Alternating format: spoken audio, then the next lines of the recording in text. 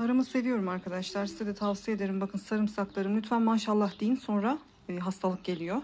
Rica ediyorum sizden. Eşim seviyor diye ektim bunları. Yeşil soğanlar. Ucundan alıyorum ki tekrar çıksın diye. Pırasamı da aynı şekilde ucundan alıyorum. Tekrar çıksın diye. Bunlar da pırasalarım. Baklaları da Kasım ayından ekiyoruz. Çok soran olmuş. O yüzden bu videoyu çekiyorum. Kasım ayından ekiyoruz. Kasım ayından itibaren o toprakta çimleniyor. Böyle.